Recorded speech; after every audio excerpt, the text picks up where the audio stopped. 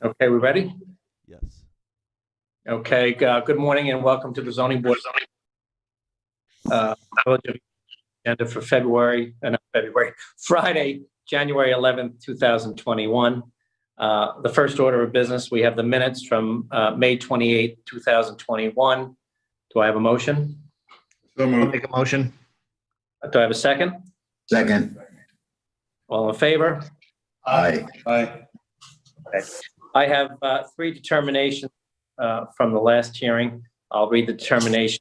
And if you'd like to review the files, they are available for viewing at Village Hall. In the application of Paul A. and Maureen M. Stefnot, 43 Ruxton Road, Suffolk County Tax Map number 12-9-11, to legalize and expand coverage is approved. May I have a motion? Motion. Second? Second. Pam, can you please poll the board? Sure. Mr. O'Connell, In favor. Mr. Humphrey, Yes. Mr. Rose, As I said, reluctantly, because I think the that one addition for the barbecue is unnecessary, but I'll vote yes. Mr. Barris. Yes. Thank you. The second determination, in the application, Kathleen McLaughlin, 121 Panago Road, Suffolk County Tax Map number 301-4-4-27.6, to construct a swimming pool is approved. May I have a motion? Motion. Second, Second. Pam, can you please poll the board? Sure. Mr. O'Connell, Yes. Mr. Humphrey, Yes. Mr. Rose, Yes. Mr. Barris. Yes. Okay, and the last determination, in the application of Robin B. Shahani, 13 Pondview Lane, Suffolk County Tax Map number 301-9-1-9.5, to legalize additions to an existing residence is denied. May I have a motion? So moved. Make a motion. Second, please. Second. Pam, can you poll the board? Mr. O'Connell, I agree with denying it.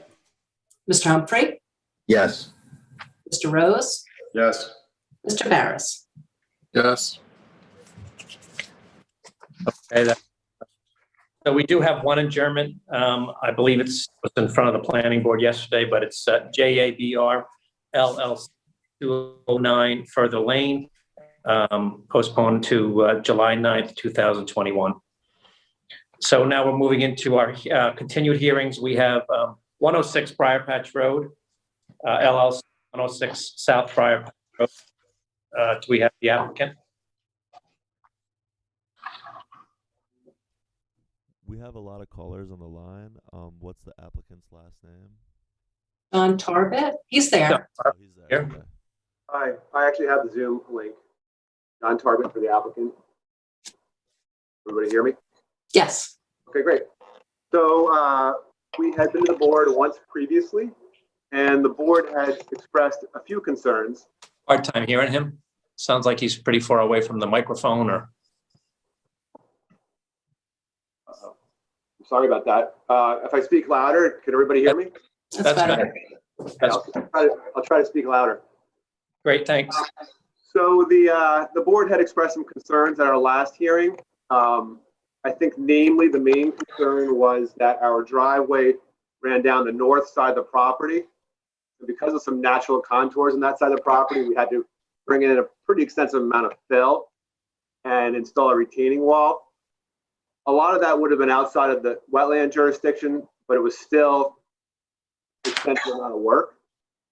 So what we did is we went back and admittedly, when you prepare these projects, you really try to do your best. Sometimes as a result of board comments, you can begrudgingly admit that the project is actually better. Because when we went back to the drawing board and tried to figure out how to address the extensive grading and retaining wall, which would have been expensive, we were able to flip the house essentially, like a mirror flip, which resulted in things like the garage being the main thing was the garage became on the south side of the house, and so from an environmental standpoint and a grading standpoint, there was no longer a need for any driveway within the 125-foot setback.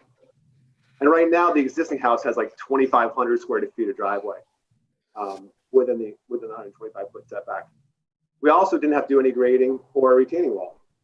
So that was a great benefit from both the cost perspective for us, but even from a design perspective, it turned out that some of the interior rooms of the house would just have better views. So we actually like the change. And we think it's a win-win for everybody.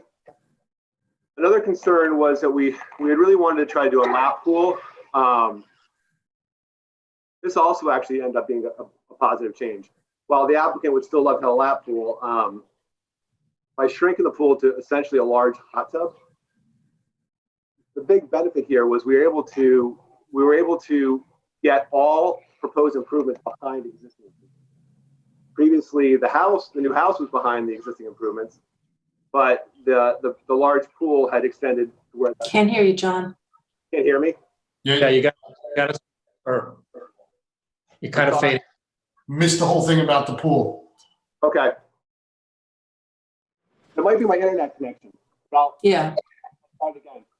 So the pool also got better, which is a benefit to the environment, and it also what happened was the pool is now behind the existing house. So now all improvements are behind the existing house. Recording. And I think I hope board members all had a chance to go out. One of the things the board had requested last time we were here was that we stake the envelope for the proposed home. And it's pretty impressive when you go out there to see how much of an improvement what we proposed would be over what's there now. As you know, the existing house is only 15 feet from the wetland, as well as the septic system is close in there too. So what we're proposing is to bring everything back so that we're 75 feet from the wetland. So, 300% increase in the distance from the wetland for the home. But more importantly, the septic system will be located in a conforming location 200 feet from the wetland. And that septic system is an IA septic system. And as we talked last time, it also has additional features that are not required under the village code to try to reduce any nitrogen that would come out of it.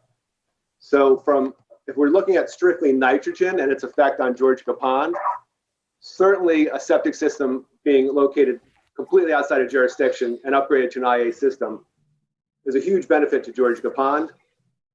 The other huge benefit to Georgia, and that again, I think we're talking about the effect of the application on Georgia Pond, because we were very careful to design the application to not need any other setback relief, even though the lot is really a typically shaped lot. But we were able to design the home in a way that it needs no other variances other than wetland variances. So again, the benefit to Georgia Pond would be the septic system, but also the existing house has a lot of clearing. And the net change, what we're proposing is a 5,000 square foot revegetation. So if approved, we would have 5,000 square feet more of vegetation along Georgia Pond. We would have a 50-foot buffer, and the board had requested that buffer be supplemented with more woody plants, and we've done that. We would also have a 75-foot non-disturbance zone. So while the existing home and driveway sits within 75 feet of the wetland, if approved, we would have nothing within 75 feet of the wetland. Other important things to consider on this application, and I did see there was an opposition letter submitted essentially about 15 minutes before the hearing. I did get a chance to get a copy of it, and I read it. I think it's somewhat misleading. I'd like to just point the board's attention to the fact that this particular property, under the GFA formulas in the village, you could build a 7,732 square foot home. We, on purpose, came nowhere near that. With our attached 2-car garage, which enabled us to condense coverage on the property, we're at 6,389. So we're about 20% less than what would be permitted had there been no need for variances. Also, this property is entitled to almost 15,000 square feet of roof coverage. It's an 80,000 square foot lot. We are proposing 7,700 square feet of coverage. So out of the 80,000 square feet, there will only be 7,700 square feet of coverage. Important to point out that we're actually outside of DEC jurisdiction in an ex-flood zone. We have applied for a letter of non-jurisdiction from the DEC. To the extent they have jurisdiction, it's for our revegetation plan, for the demolition of the existing home, and for a path to the water. The house itself, we were able to get above the 10-foot contour line, so we're outside of DEC jurisdiction.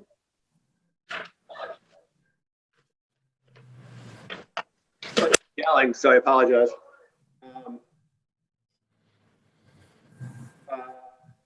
other thing I wanted to point out was that the existing home, which sits 15 feet from the wetland from Georgia Pond, that has a basement, believe it or not.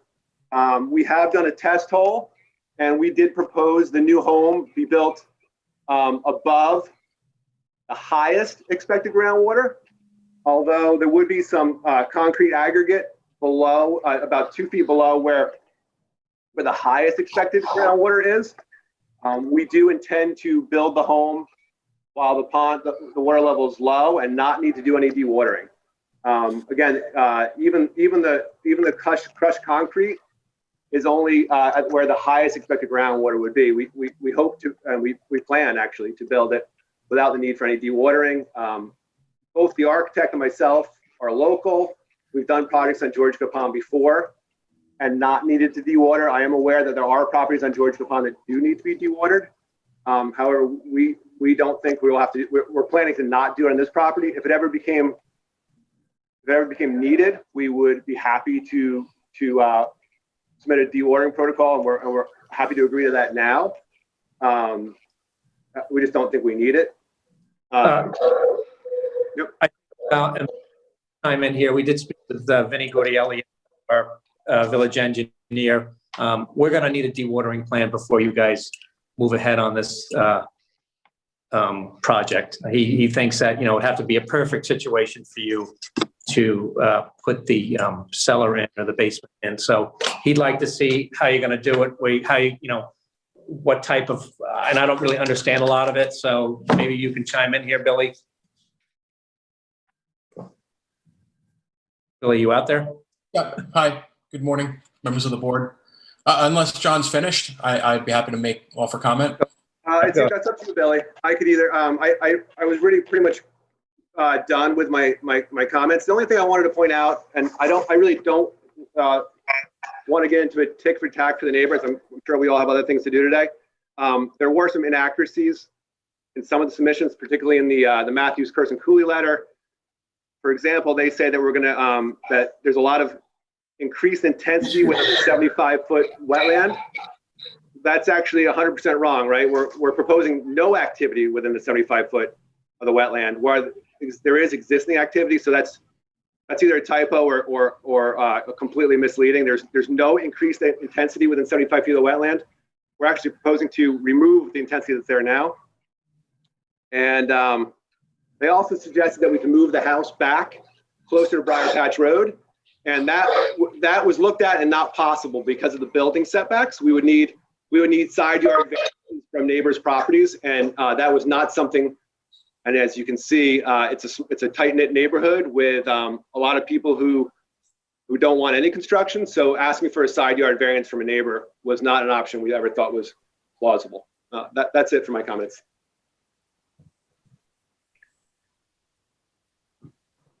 Billy, you want to make any? Sure. Dewatering part? Yes. Good morning, Mr. Chairman, members of the board. Billy Hayjack for the Village of East Hampton. Just to touch on the comment offered by Vin Gordiello, the construction protocol doesn't actually say that they're going to firmly say the work is going to occur when the pond is let and the water level. Progress. It's their preferred alternative, but it's not. It's essentially it's a goal, but it's not part of their actual plan. So I think that's Vin's concern. There's a lot of, am I getting feedback? That's Vin's concern, is that should they construct the house or the foundation when water levels are at their max, you can't stop at that point and apply for a permit. His recommendation is that should be in place. The plan should be in place as a contingency. With regard to the layout of the project and the revegetation, John is correct. They added a substantial amount of woody vegetation. I would note that a number of large trees have been recently removed from the buffer area and around the existing residence. And it'd be my recommendation that the woody vegetation that they're including in the buffer area be amended to include trees to replace trees that have recently been lost. And I would recommend that there's some protocol in place to ensure that the large trees that exist on the seaward side of the existing residence be preserved in some way. There's 2 large oak trees and a pitch pine. It's not clear to me which trees are to remain and which are to be removed, but I think the preservation of the large oak trees, I think, is critical. And in terms of the changes to the project, they did remove the retaining wall, which was a concern. They eliminated all the grading of the swale. There's a natural swale along the north side of the property. That work has been eliminated, which is a benefit to the project. And in terms of coverage, the project does propose roughly half of the amount of coverage that's permitted for the lot. But I would point out that most of that coverage, by eyeballing, about 90% of it, is within the required wetland setback. So while they are proposing a lot less coverage than is allowed, by zoning, most of it is concentrated within the wetland setback. With that said, I have no other comments unless the board has specific questions for me. Why don't we go to the callers? Is anybody calling in on this application? Sure, let me unmute the call.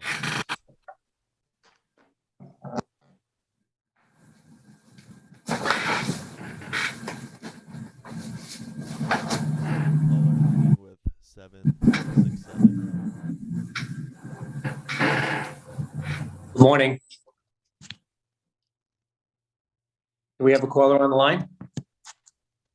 Let me patch them through. Hold on. Caller ending 0500. You're on the line. Good morning. Good morning. Would you like to make a comment on this application? Going to the next caller. Am I the only caller on this? Are you talking to me? I don't know. Yes. Yes. And please state your name and your address, please. Right. For the record, Joseph Piscatelli, landscape architect, Harrison Design. No, I don't have a comment. Okay. Thank you. Can we go to the next caller? Next caller with number 0825. You're on the line. Good morning. Hello. Good morning. We could go to the next caller. Yes, please.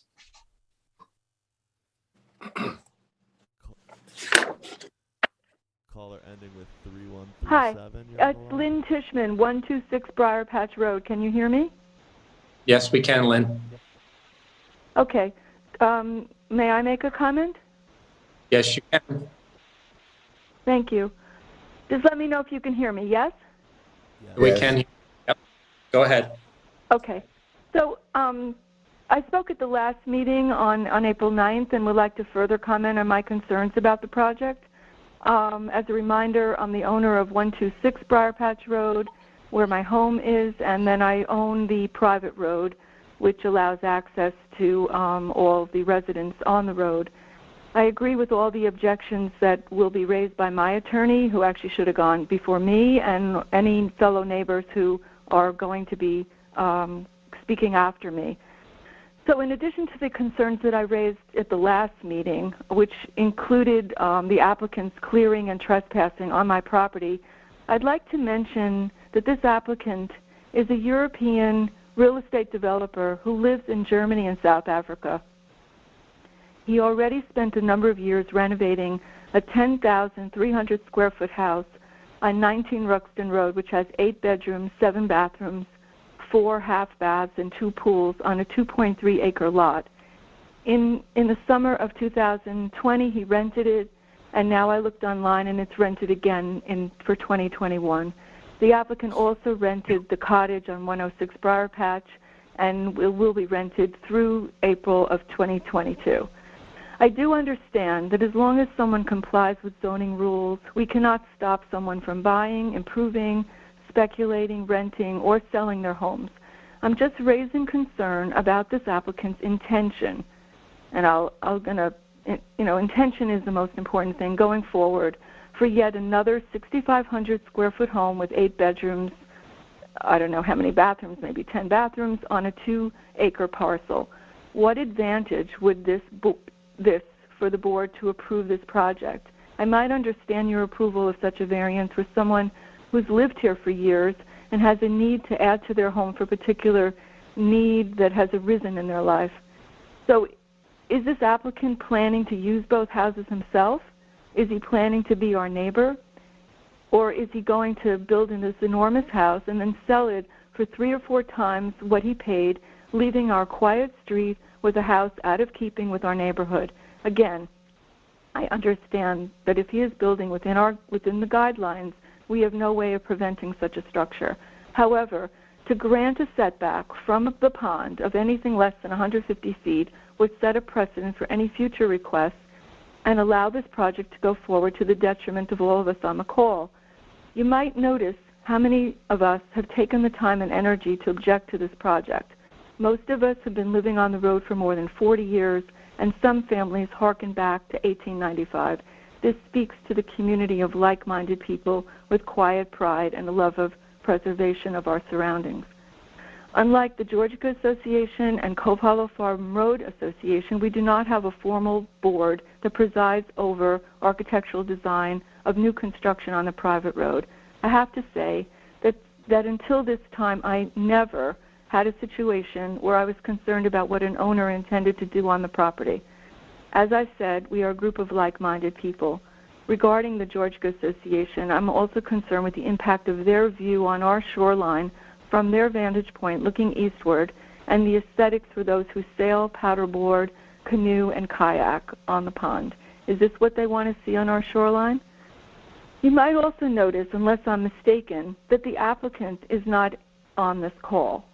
Instead, his attorney, his architect, his engineers are representing him and speaking for him. All of us are on the call personally. We have gone to the expense of hiring a legal representation, something that is a hardship for some of us, I might add. So if he isn't personally invested enough to be on the call, then this furthers my concern about his intentions with the developing of this property. In conclusion, as you consider granting such a variance, which will set a precedent for Georgica Pond in the future, please consider the impact and intention of this project. Thank you so much for your time and dedication. Thank you, Lynn. We have another caller on the line. Yes, caller ending with 5909. You're on the air. Good morning. Could you please state your name and your... Yes, good morning, Mr. Chairman. Brian Matthews, Kirsten Cooley, here on behalf of a number of the neighboring property owners, including Ms. Tishman, the property owners at 112 Briar Patch Road and 100 Briar Patch Road. Thank you. Go ahead, Brian. Can you hear me okay? Thank you. Okay, We can. Thank you.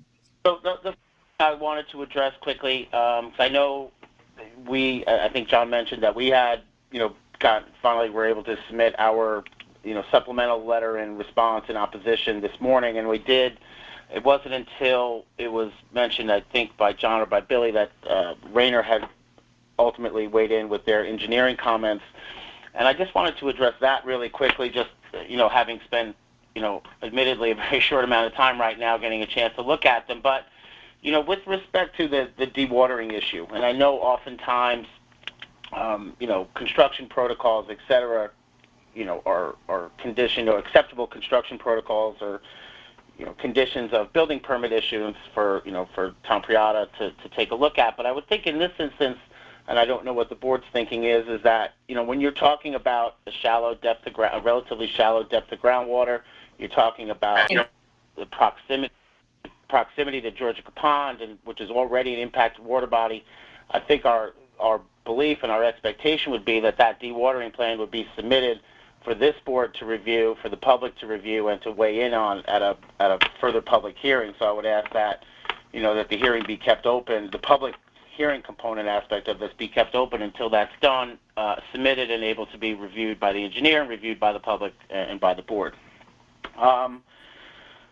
Just to go back, and I don't, I'm not going to just reiterate everything that we say in our letter because we put it in there. We had our comments previously, but and I think Billy jumped on one of these comments too. Is that it's, and we do this when we represent applicants all the time as well, to say, well, we're entitled to a property of this size is entitled to X amount of GFA, X amount of coverage, and we comply with that.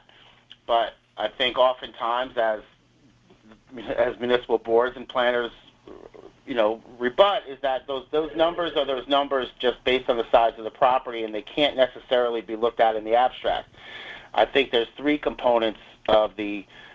major components here that I think the board needs to really just take a hard look at and not look at in the abstract. One being the GFA, that they're entitled to, that a property of this size is entitled to a house of X amount of square feet. Well, that's all well and good, but you have to look at the fact that this 500 square foot house is, the whole back half of the property, aside from the septic and the driveway, is not really factored into the layout here. So it's really, just the 1 acre that's on the seaward side of the, or the, the water side of this unique layout. So that you really have to look at, what's the impact of this 6,500 square foot property on this, house on this area, on this wetland, not just say, well, it's a 50% reduction of what they're allowed. And that coverage number for the same amount, yes, they're entitled to 15,000 square foot of coverage, and they're only at 7,100 square feet. But it's a substantial increase over the less than 3,000 square feet of coverage that is there now. And what impact is that substantial coverage going to have on this constrained property and the already impacted wetland? And then that same concept, I think, has to be looked at with regards to the retreat or the demolition of the existing house. It's in the abstract. Is it a benefit to take a structure that's X amount of linear feet from the wetland and move it back? Of course it is. No, I don't think people disagree with that. I think what has to be looked at is that you're taking a roughly 1,700 square modest, single-family residence that's existed for quite some time, and then you have to look at, well, what's the benefits of that versus the potential detriment of a 6,500, 8-bedroom house that has, increase in intensity of use, certainly over what's there now, the size of the house, the location of the house, that's still only 50% of what the code requires, so it's not like it's moving back all the way to the, the far reaches of what the wetland boundaries are, and all the attendant excavation that's going to go on with this house, with the basement, excavation for the septic, as beneficial as IA systems may be, the excavation with regards to the pool, any kind of the excavation and demolition with regard to the removal of the house. All of these, when you start to stack these all up, it's our client's view that the cons of this project as it's proposed really start to outweigh the pros of it, and that this is just, certainly the applicant has a right to develop their property. I don't think, and I think, Ms. Tishman stated that, and I believe I know that our other clients on the line have that view. This isn't an attempt to, keep the property as is and don't do anything. If you want to come to this neighborhood, you have to live in this small house. But when you look at it, it's too much squeezed into this small constrained area. The project as proposed, we think, does not meet the variance. It's too intense of a use on this small section area, and not only on the pond but on the neighboring properties. And we think it needs to be denied as is, or it needs to come back with something that's a little bit more reasonable with respect to the area. The one thing I did want to note with respect to the Casson property next door at 112 Briar Patch is that I know that the property was staked. My understanding was that it was staked out for a short amount of time, and so I don't know if everybody got a chance to go out there. But if you did, you can see that the proximity of where this house is in relation to the Casson property and the Casson house. And while it may ostensibly meet the side yard setbacks, be in this location, they still need this relief, as this relief to build a house here is still not a matter of right, and you still should look at what the impact is going to be on the neighborhood. To me, to us and to them that it's just too much of an impact and it's going to loom over their property, and it needs to be scaled back for all of those reasons. But in the event the board is inclined to include something at some point in time, they would ask that some kind of mutually agreeable substantial vegetation be put in place to screen off the impact of that property. But that's kind of where we are at the moment. We would ask that that dewatering plan be submitted prior to this hearing being closed, certainly, so the board has an opportunity to do it, look at it, the public has an opportunity to look at it, and then weigh in on it at a further hearing. So unless there's any questions for me at the moment, I'm happy to cede the rest of my time. Okay, thank you, Brian. Does any board members have any questions for Brian? I'd like to ask a few, if possible, Mr. Chairman. Go ahead, Jim. The first one, I had concerns last meeting, as well as this meeting now that we've seen the revegetation plan. I know that Billy asked for some wooded plants to be included in the re-veg plan, but going out to the site and walking around, it does appear that there were probably 8 to 10 trees taken down in the wetlands, which were 6 to 10 caliper trees. And I think that should be part of the revegetation plan, and those types of trees should be replanted just to kind of make it back to where it used to be. The second thing is now that the pool has been reduced and we have this revegetation plan, I still see the pool fencing going out past the re-veg and into the wetlands.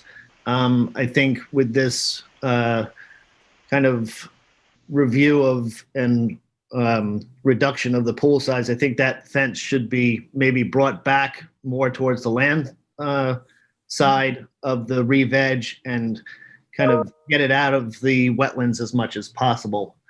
And I know this one really doesn't kind of fall in our privy, but the generator is inside the setbacks, but the structure around it, maybe this is just pointing it out to the building department, the structure around it, we're not really sure what that is, but I believe that needs to be within the setbacks as well. And those are my comments at the moment. And I think they're not directed at Brian. I think they're directed at you, Jonathan. Yes. Yeah, I think so. I can make a couple comments. Go ahead. This is part of this has never been mentioned before, and part of it is related to what Brian is talking about, but most of the emphasis, understandably, in what we've talked about so far is the impact of all of this on the pond. And what is not being talked about, and what is being talked about by the people who live there, is the impact this is going to have on the road and the neighborhood and the area behind the project. And there's no discussion yet. For example, I've been out there a number of times, and I like to go out there. And it's rural. And I mean, the addresses are tacked onto the top of the tree. And you're going through small roads that are unpaved and so on. And we're going to open this up to a major development of a house, and then the consequences of that house for a long time to come. And none of this is being discussed. That's my main concern. And I don't know exactly how you pare this all down. It goes beyond the parameters of what is being discussed, and yet it is going to have a direct impact on every person that lived there, and some of these people have been living there for a very long period of time. So I can understand why it is that there is no support for this project by the people that live in that area. Thank you, Craig. Who else on the board would like to speak? I have a question, Mr. Chairman. Go ahead, Ms. Rose. It goes to this issue of the interior rain garden or courtyard. Can you speak to what that is, Mr. Tarbett? And I raise it not as a design issue in terms of general issues in terms of rain gardens, but the design of this house seems to increase the presence in the setback area. So can you speak to what that is as a feature element and why it's necessary? in the setback area? Sure. If it's okay with the board, I'll actually answer. Jonathan, can you please speak either into Yeah, the I'm phone sorry. or? I'm sorry about that. Can you hear me okay? It's really, you sound very distant. All right, I'm going to try something different. Forgive me.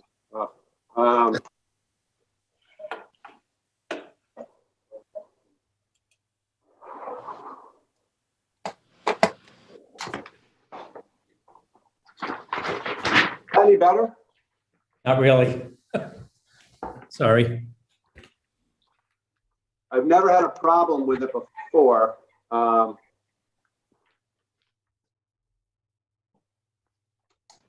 Put on plug.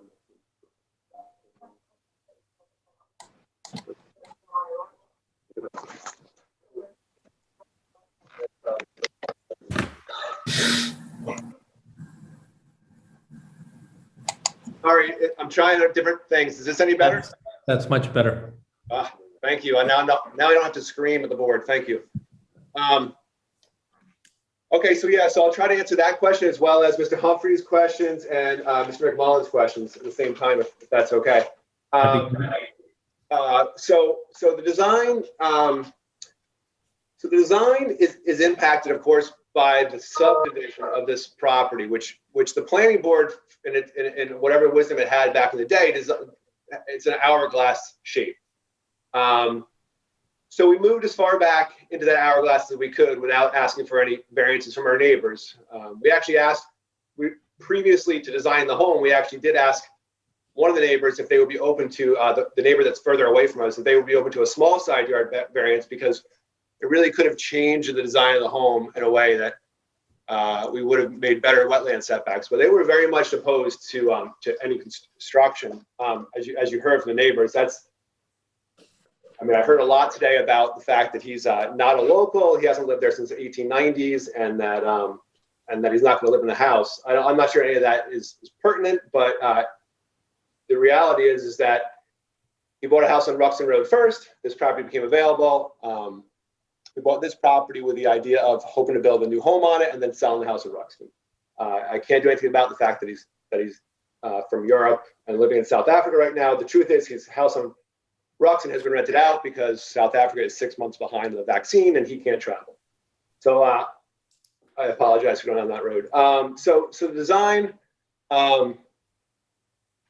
when you push the house back as far as you can, the big design element was trying to make sure that the rooms have light, which as well as the rain garden, which there was a big effort in this application to try to come up with, which is why we added on the extra filtering to the septic system. And while we are particularly proud, locally as an architect and a local land planner, we were proud about the fact that we were able to create a 75-foot protection zone for the pond. So the rain garden was an important part of the design, but at the same time, it allows light to all those interior rooms. We also condensed construction. There was room for a detached garage, but we purposely put the garage into the home in order to keep everything condensed on the property. When everybody's talking about it being a 6,300 square foot home, it's actually including a 2-car garage in that. So I don't know if that answers your question. Perhaps I can't answer it in a satisfactory way, but the true intent of the design was to allow for interior light so the whole home now has access to natural light. As far as Mr. Humphrey's comments, I don't really think it's appropriate to discuss impact. This is a wetland variance. If it were a side yard variance or a height variance or a gross floor area variance, then it would probably be more appropriate to discuss impacts on the road or people on other parts of the road. I think the question before us today is whether this project is better for the pond than what is there now. I think objectively, it's pretty hard to argue otherwise, since there are two known impacts of the pond are septic systems, and without question, the septic system is better, and it's actually great because we're meeting all setbacks. And the other one is lawns. Lawns are killing the pond, and right now we have 5,000 square feet of lawn within the 125-foot wetland setback that we're proposing to completely eliminate with 5,000 square feet of revegetation. So if we're looking at the criteria under which we're supposed to be looking at it, which is is there going to be a negative impact on the pond, then it's hard to argue that with those two major improvements, as well as moving the house 15 feet from the pond to the house in the basement, 15 feet from the pond, as well as, so when you move that to 75 feet, a 300% increase in the pure physical distance from residences to the pond. These are all objective ways to view the application. Look, the neighbors, it's a dirt road. It's a small, narrow road. Any construction is going to impact the neighbors. And I do think that's what's driving a lot of that. Nobody wants new construction on the road. Regardless of the size of the home we build, there will be impacts on the road itself. Of course, any damage to the road we would repair. It's not before the zoning board, but sure, when you do new construction, it is temporarily disruptive. However, what's before the board is the environment, and moving this house back and revegetating along the pond is a net positive. Apologize, I'm just looking for. Pool fence. Yeah, moving the pool fence back is fine. It may be an oversight on our part. We probably should move the pool fence back and get it further away from the wetland and closer to the home. Trying to remember your other comment. Regarding the clearing of the mature trees. I don't think there were that many trees, but again, we want to be proud of this application, and we want it sort of to be a positive precedent. I can't do anything about. Some of the trees that were cut down. That whole, it's a pretty disturbed area between the pond and the existing home. There are a lot of trees that were planted there by the previous owner, and decaying, or they were covered in weeds and bramble, and admittedly those were taken down. I can't do anything about that, but we would be happy to put back trees. I do want to try to not put them in front of key windows, because I just think that encourages someone in the future to cut them down. But within 125 feet, there is plenty of room to put back native trees. And I think that's probably appropriate, because if we're talking about 75, I think we have like 700 feet of frontage on the pond with 75-foot setback. That's a lot of area to not have any trees. So it would probably be appropriate to put some trees in that area. It would look more natural. So we have no objection to adding trees to the plan. Okay. I'd be happy to work with Billy Hayjack on that. Yeah, that would be great. Thank you. Okay. Any other comments from the board? So I think we'll, Jonathan, if you can address the dewatering, maybe show the. Sure, can you just check and make sure that there are no more callers? Because I thought we had a text that there were in the chat room that there were some more callers in the line. Yes, I can unmute the next caller. Okay. Good morning. Caller ending with 745. You're on the line. Hi, this is Barbara and Ted Terry. We live across the street. Can you hear us? We Yes. can. Hello? Can you please give your address? Good morning. Oh, yes. Good morning. So you can hear us, correct? Yes. Yes. Yep. 97 Briar Patch Road.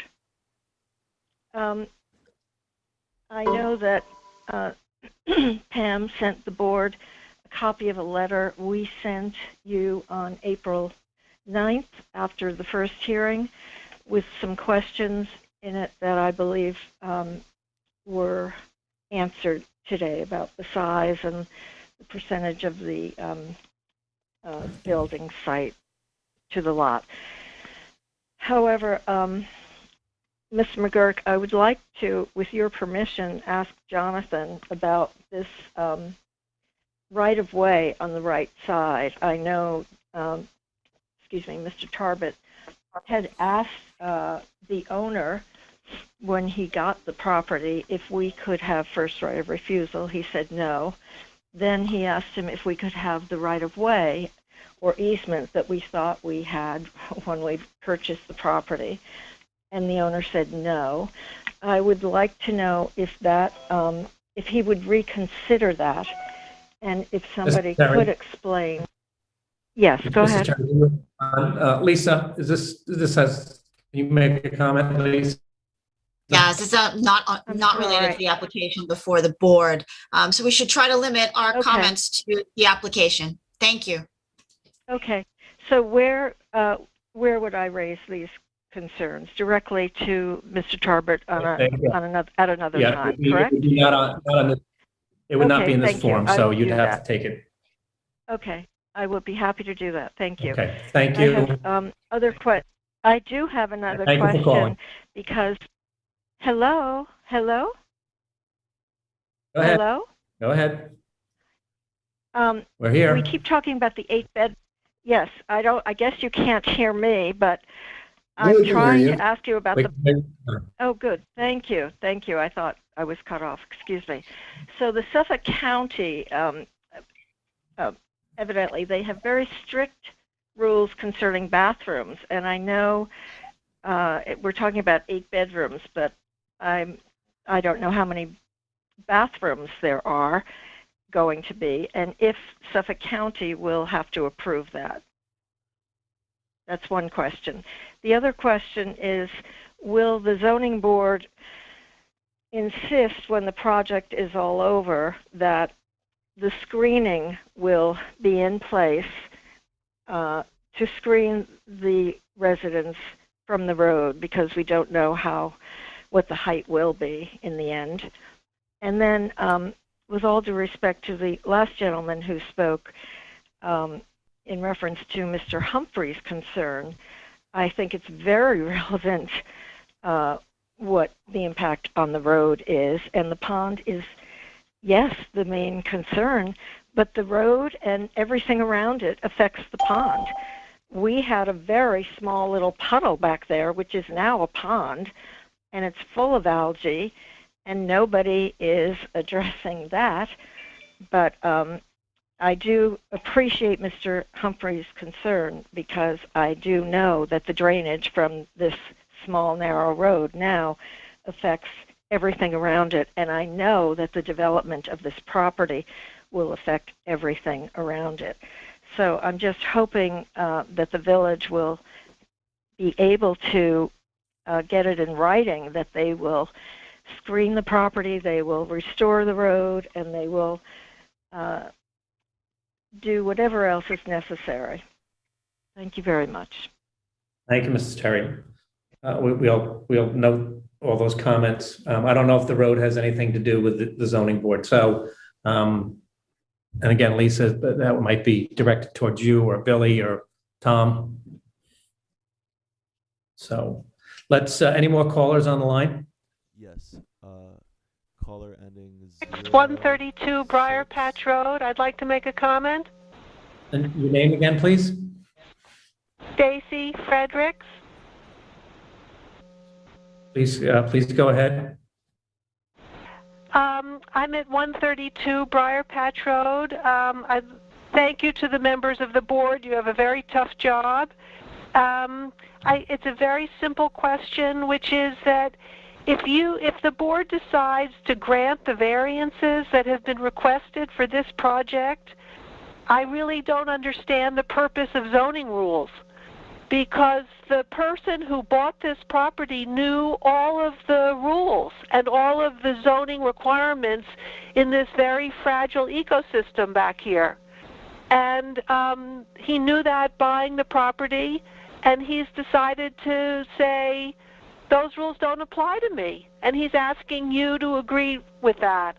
And I think the zoning rules are very helpful in maintaining the nature and character of our community, and I really hope that the board will enforce the zoning rules and say no to these variances. They are not consistent with what's needed back here. Thank you very much. Thank you, Fredericks. We have any more callers? Yes. Caller 8221, you're on the line. Good morning. You please state your name and address?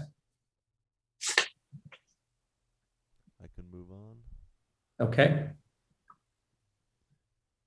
Caller ending with 0875, you're on the line. Good morning. Can you please state your name and address? Okay. Nobody wants to talk to us.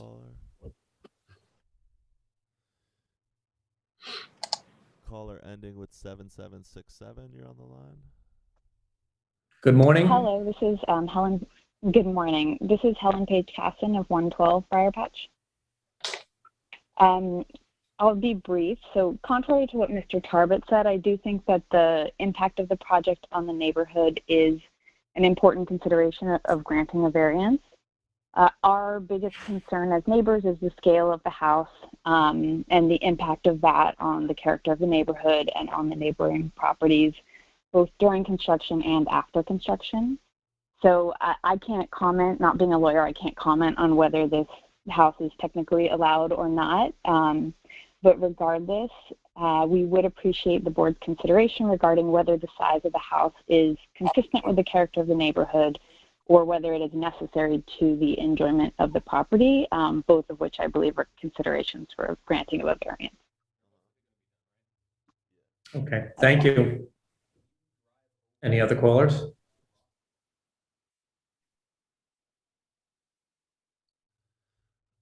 Is that it for callers?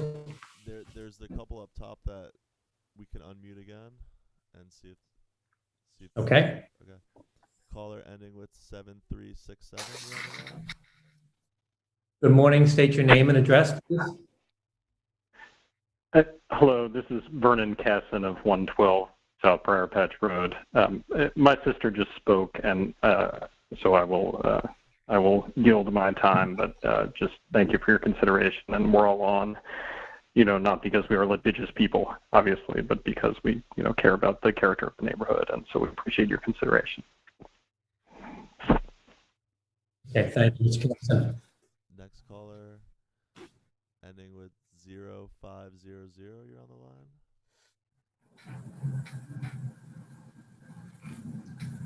Good morning. Can you please state your name and address? Go into the next caller, and that would be the last caller.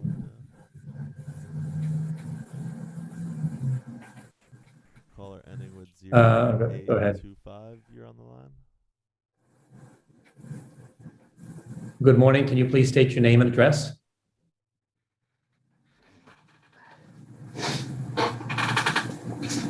Caller 0825, you're on the line.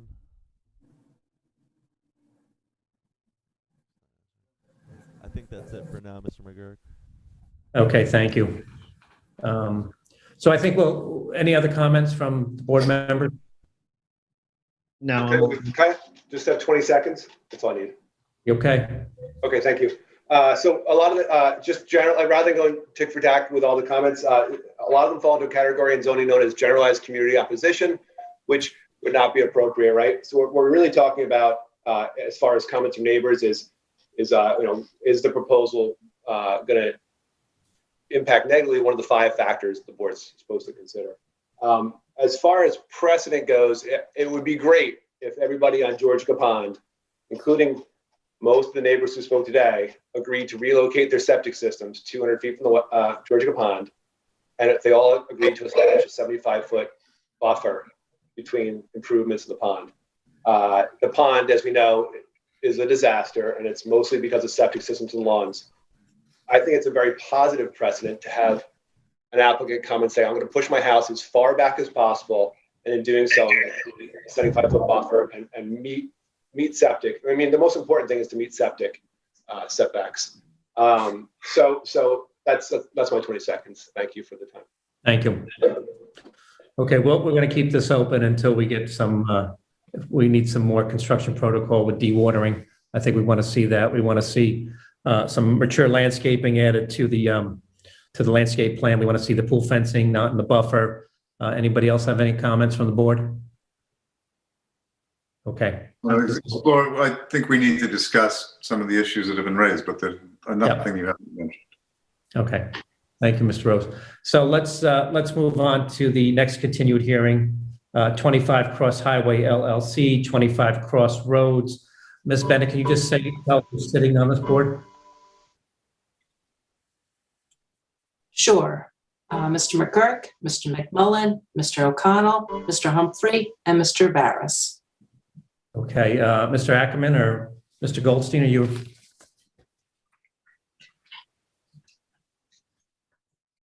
Is the applicant here? They are. Just give them 1 minute. They'll unmute in a moment. Apologies.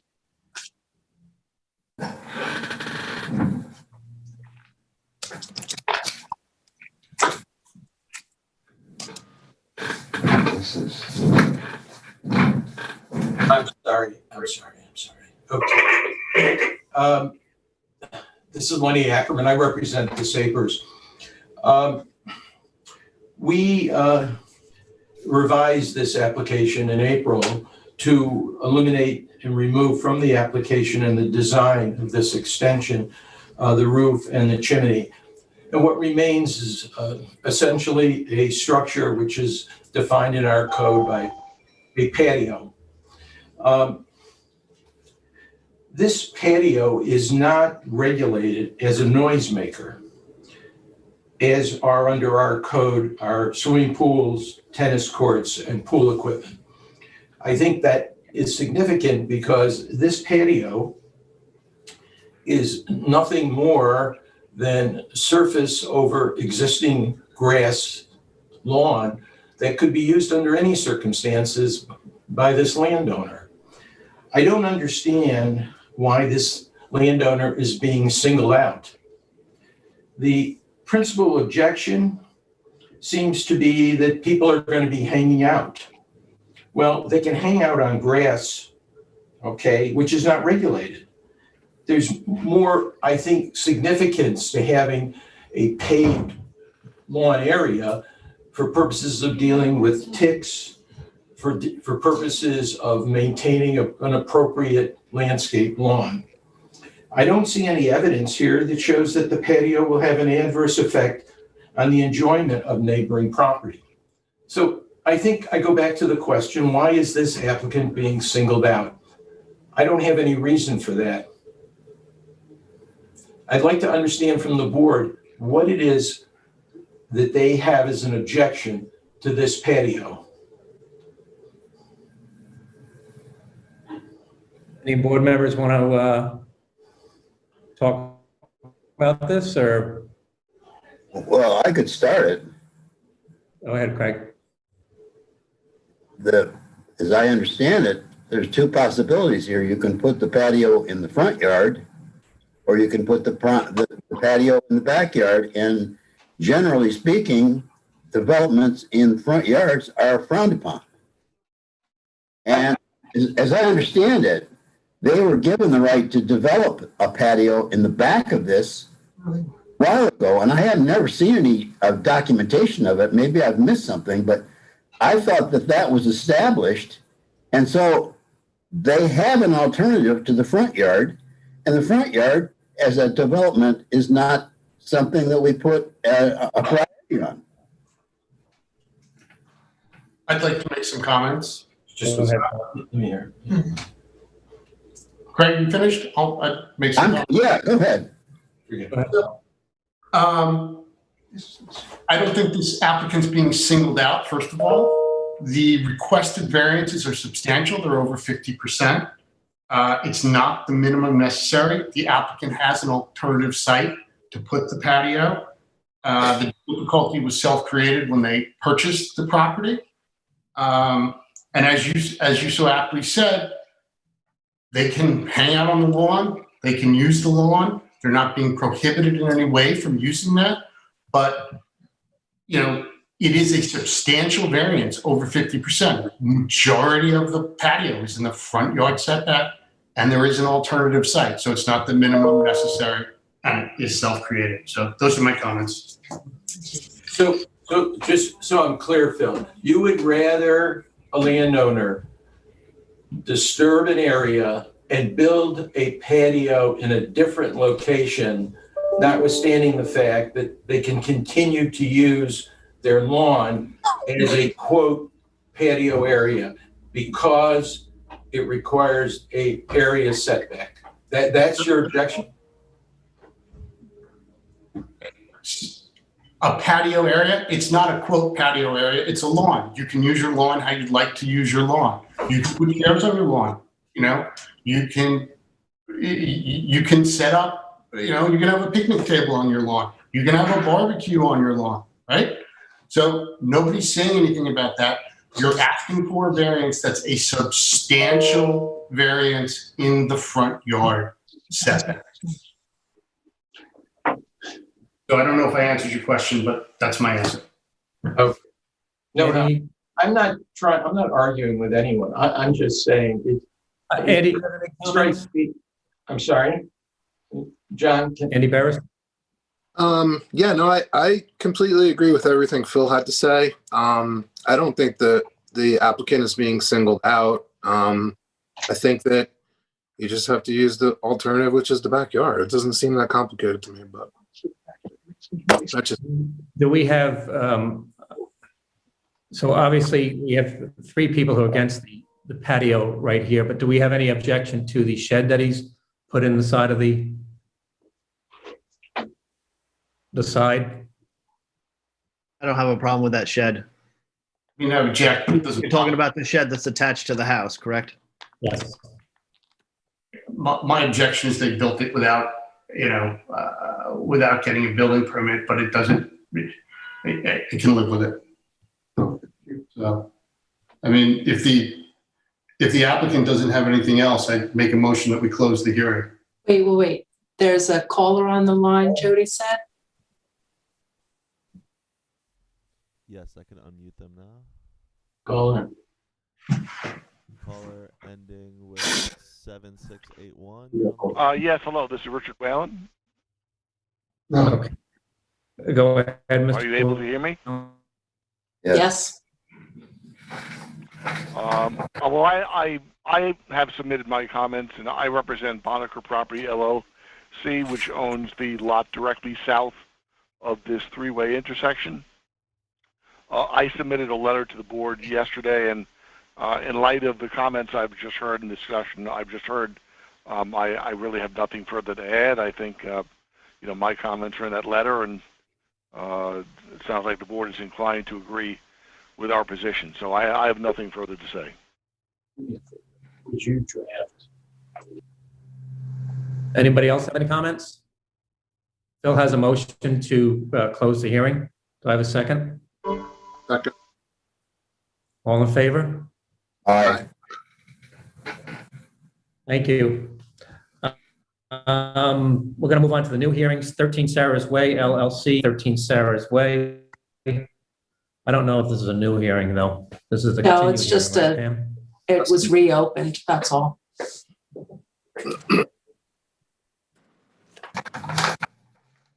I believe we only have 4 members sitting on this application. Is this correct? I think you were going to jump on this one, Jim. Okay. So we have you, Mr. Yep. O'Connell, Mr. Humphrey, Mr. Rose, and Mr. Barris. Okay, great. Okay, good. Thank you. Okay. Good afternoon, board members. My name is Alice Cooley here on behalf of the applicant 13 Sarah's Way, LLC. I'm joined by my client's architect, William Rutledge, who's here in the Zoom from Ferguson Shimamian. I believe we also have on the line Scott Sotil from Ferguson Shimamian and Justin Willard from Hollander Landscape Design. If there are any questions that you have that I can't answer, I'd ask that you direct them to those guys. And if you don't mind, I'd like to share my screen. Go ahead, please. Sorry about that. I was kicked off the internet, so I'm just coming back. Don't we need a motion to reopen the hearing? Just a point of order. Oh, yes, please. I think you did that last time, correct? Oh, we did. Okay. May 28th? Yes. I don't want to overstep, but I think you want to do that at a public meeting. It was a public meeting. Yeah. Wasn't it a work session? Mm-hmm. Lisa can chime in. Yeah, I think we do. We only have public meetings. I hope so. That's right. Lisa, do we need a motion to reopen? If we're uncertain, we can just do it again anyway, but I believe it was done last I time. move to affirm our effort to reopen the hearing. Very good. Okay, second? Second. Second. All in Thank favor? you. Aye. Aye. Thank you so Okay. much. First of all, I'd like to thank you all for hearing from us again today. And if you don't mind, I would like to share my screen. Please do. And Pam, can you please tell who sent this application? I thought Jim was going to sit on this one. Was I Okay. wrong? Yeah. Well, you got booted off. But Phil was the lead on this before too, so he should take the lead. Okay, so it's Jim McMullen, Mr. O'Connell, Mr. Humphrey, Mr. Rose, and Mr. Barris. Okay. So go ahead, Alice, please. Okay, I'm just working on it. Thank you. Okay, can you see my screen? Yes. Yes. Okay. So today I'd like to focus on what we believe were the board's principal concerns at the last meeting, namely whether the benefit to the applicant outweighs the detriment to the nearby properties and also the character of the neighborhood. There are two affected residential neighbors. They're up here to the north. This one is 61 Davids Lane and this one is 67 Davids Lane. Both neighbors have provided letters in support of the application. As you can see from, from our revised site plan, we have proposed to install a fence along the north, west, and southerly property lines bordering the proposed tennis court. We also changed the landscaping around the pool to Japanese holly to be more substantial year-round. The front yard variance is for this corner here, the setback from the cul-de-sac at the end of Sarah's Way. Because of the substantial landscaping, we anticipate that there will be no visual impact from the tennis court onto the street as it will be well screened. The cul-de-sac at the end of Sarah's Way is a private road. It's owned by the developer of the map of Hedgerow, who still owns some of the vacant lots across the street.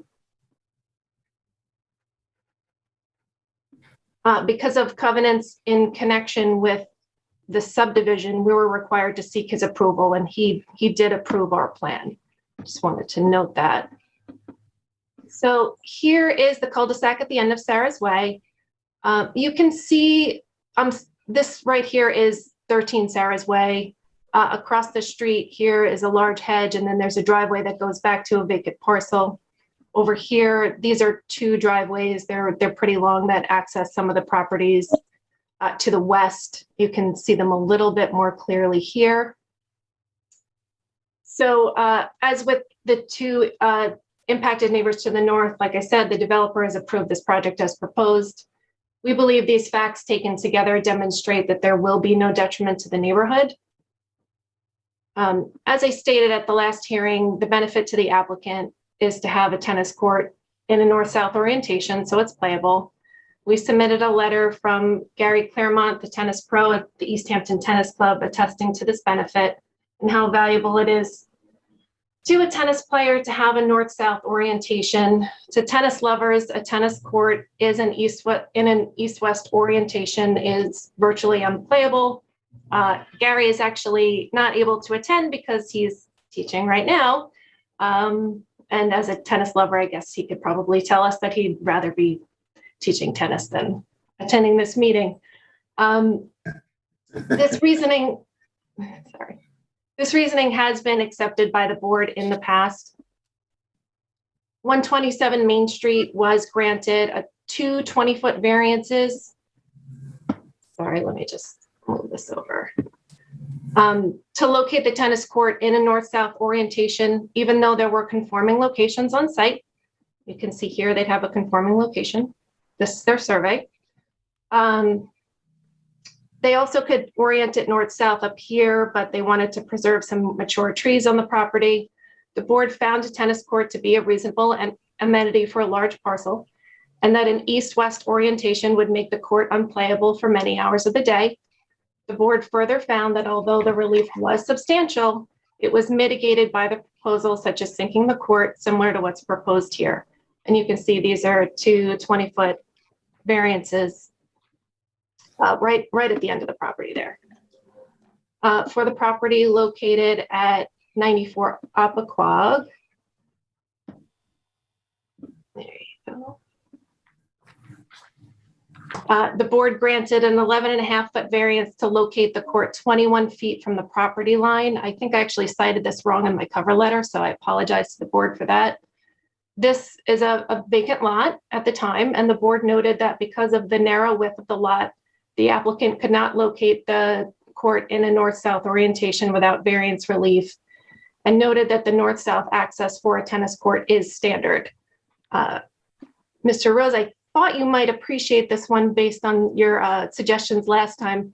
They actually located this one diagonally on the lot. You can see it lines right up with that north arrow there.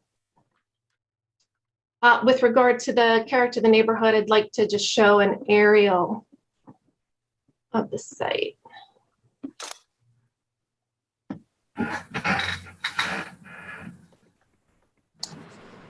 So this right here is 13 Sarah's Way. You can see the cul-de-sac down here.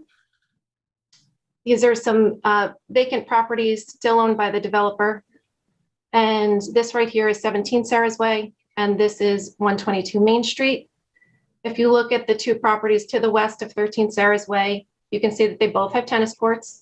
It looks like both of these properties had their tennis courts put in prior to the 40-foot setback rule, but they do have almost the same setbacks that we're looking for here. So I would say it's consistent with the character of the neighborhood. This is the survey for 17 Sarah's Way. It has a tennis court 24 feet from the westerly property line and 27 feet from the southerly property line. The next property over to the west is 122 Main Street.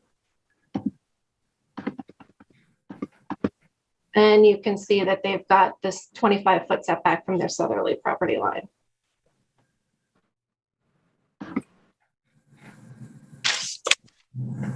Lastly, I'd just like to show you our alternative site plan. That's it right here. I have spoken with the building inspector, and this is what we can build on the site as of right without variance relief. It's a compliant tennis court in a north-south orientation with the playing surface well within the setback, not sunken and surrounded by sod in the back court area. This is not ideal because we would rather have a surfaced back court, a sunken court, and with retaining walls. But I think what it shows is how small the impact of the variance really is, because the playing court surface meets the setback, and that is where noise is generated from. Most noise from tennis comes from the sound of a ball hitting a tennis racket on the main court surface, and we can still have that without variance relief. We fully believe that a sunken surface court surrounded by landscaping and a sound attenuating fence along the property line will generate substantially less noise than this alternative, and will therefore be less impactful to the neighborhood and less of a detriment to the neighboring properties, which again, I know both submitted support letters. Again, I thank you for hearing from us, and I'm happy to answer any questions or to defer to the architect and landscape architect. Thank you, Alice. Do we have any callers on the line for this application? Jody, anybody on the line? Oh, just the architect, it seems. Okay. Let me unmute another caller. Caller ending with 1573, you're on the line. Hello, yes, this is Justin Willard with Hollander Design, here to answer any questions or comments you may have. Okay. Anybody else with any comments that are on the line? I think that was it, huh? Do any of the board members have any comments or questions for Ms. Cooley or for the landscape designer? All right. Alice, could you just unshare your screen, please, so I can see everybody? Sure thing. I guess next, does anybody, since there are no other comments, do we have a motion to close the hearing and then move forward? Make a motion, or I'll second it. All right. All in favor of closing the hearing? Aye. Aye. So, all right. So now that the hearing is closed, I guess we have to make a decision. You know, it's always been the village's position that when starting from a blank slate, where there is, where there's no difficulty with the property or it's not compromised, to comply with the zoning. We were supposed to be the second one. They're already on the third and we're not. Can you please? I don't know. Ms. Collins, can you please mute your phone? I'm sorry? Can you please mute your phone? We're in the middle of a conversation. It's always been the village's position to comply with the code where the property is not impinged or somehow compromised. The alleged difficulty is self-created. They understood what the challenge, what was required of the lot and how the tennis court can be placed. It's not the minimum necessary, and the applicant is able to have a north-south court, which is so important, apparently, while complying with zoning. So I don't know how the other board members feel. Would anybody like to chime in? Yes, I would. I'm completely in agreement with Phil on this case. As a member of a zoning board, I want to do as much as we can to remain in concert with the zoning laws, especially regulations, especially when you're in an area like this where there's so many different, there's a number of vacant lots that are going to come online. And if we start this one with a variance for a tennis court, I don't think that's the way to go. That's not the way to start developments in this area. And I note that 94 Apicog was also vacant. Mr. Rose, do you have any comments? No. Mr. Barris? I don't have any comments. I think, I appreciate the work that Alice did. I tend to be leaning towards no, because of the fact that undeveloped. Thank you. Mr. McMullen? Looking at Alice's presentation and the surrounding neighborhood and the amount of surface that would be eliminated from the tennis court compared to the size that would still be left. I don't see that it's a huge variance. I was more leaning towards approving it, but that's my opinion. Okay. Since we're not sending this to work session, Lisa, what's the next step here? Do we pull the board and then you write a determination? Yes, exactly right. Okay. So we vote after we see the determination, right? Do you want me to pull the board? Don't we pull them? Well, I guess, Lisa, you have enough from what we've said to know which way to write the determination, correct? I believe so. There's no harm in pulling the board. If you want to do that, that's acceptable as well. Sorry, I didn't hear you. I said, if you want to pull the board, that's acceptable as well. This way, officially on the record, I get your positions, but I think I have enough to write a determination for you guys. So whichever way the board wants to go. Okay, we'll let you write the determination and we'll vote on it at the next meeting. Very good. Thank you. Thanks. John, I'll hand this back over to you. Okay, thank you, Phil. So we have the application for Michael Kretschmar and Chuck Thomas, 35 McGregor Street.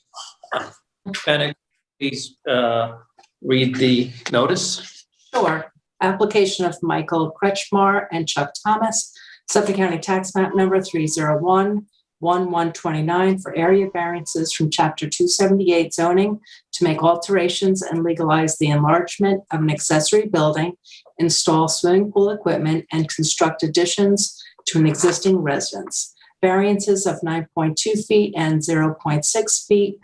0.6 feet are required from Section 278-3A-5B to make alterations to an accessory building previously approved by the zoning board as a writer studio located 0.8 feet from the rear yard lot line and 9.4 feet from the side yard lot line, where the required setbacks are 10 feet. A variance is requested from Section 278-3D1 to legalize the enlargement of an accessory building by increasing the size of the writer's studio by reducing the size of the storage space, where a prior zoning board determination capped the size of the writer's studio to approximately 287 square feet, with approximately 72 square feet remaining as a storage area. A 5-foot variance is requested from section 278-385C to install swimming pool equipment 15 feet from a side yard lot line where the required setback is 20 feet.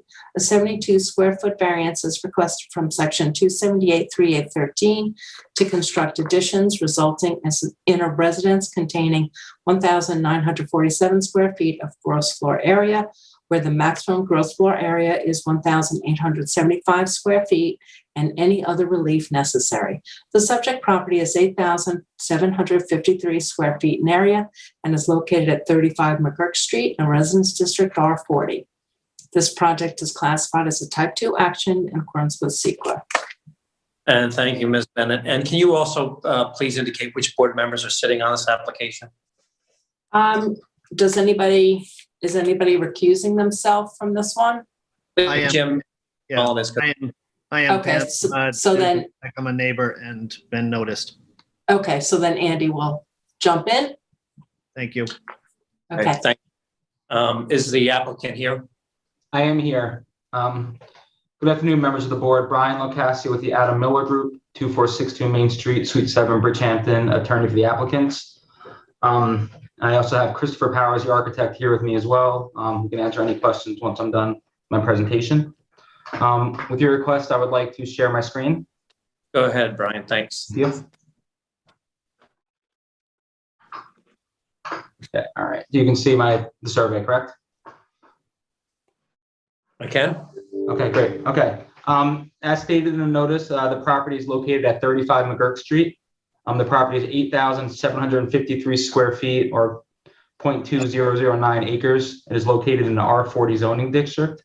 The property is currently improved with a 2-story single-family dwelling and a detached accessory structure, which has approval for a writer's studio. The accessory structure is pre-existing non-conforming with respect to setbacks and size. And as stated, has received approval from this board for the use as a writer's studio in 1995. The applicant is proposing, in addition to the existing single-family dwelling, which will result in a GFA of 1,947 square feet, where this lot permits 1,875 square feet. Therefore, a 72 square foot relief is requested. The goal of the application is to add a proposed addition and covered porch to the southerly side of the house. With the exception of the GFA, the additions otherwise comply with all dimensional regulations, and the proposed addition and house as a whole will remain under the allowable lot coverage. The home, as proposed, still remains modest in size and will be consistent with the character of the neighborhood. It will only be a 3-bedroom house, which will be the applicant's primary residence. The applicant is also proposing an in-ground swimming pool, as well as replacing the existing conventional swimming pool with an IA septic system. A sanitary plan has been presented to the board. Swimming pools are common amenities within the specific street and the village as a whole. And as stated, we will need relief for the pool equipment. As a result of the existing location of the dwelling and the non-conforming size of the lot, the proposed pool equipment along the pool equipment has been placed along the northerly side of the house, which will be next to the AC equipment. The pool equipment will be enclosed, and the enclosure will be lined with sound dampening materials, which will assist in absorbing the sound and reduce any reverberation and echo. The AC units, while not required, will also be enclosed in this enclosure. And as shown on the landscaping plan, which I will show, we are also proposed landscape screening around the immediate perimeter of the enclosure for the pool and AC equipment, as well as the northerly property line to mitigate any noise or other impacts the neighbor may have.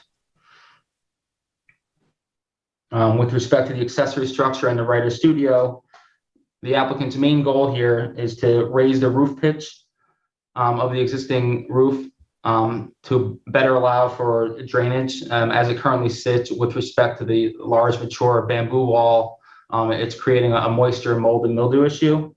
In addition, they want to refinish the interior space of the structure. The current condition as it is today is how our clients inherited this when they purchased the property. They were not aware of the specifics of the 1995 variance, and so we kind of learned of that along this process. But as we'll demonstrate, we feel that our proposed plan is still in the spirit of that application as approved in 1995.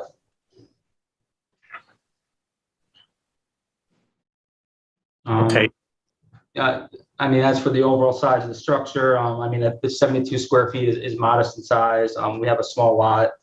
And then just as for the 5 parts, I do not feel that these variances are substantial. We have an undersized lot with respect to zoning. We're dealing with a pre-existing non-conforming accessory structure, which we're trying to improve the condition of.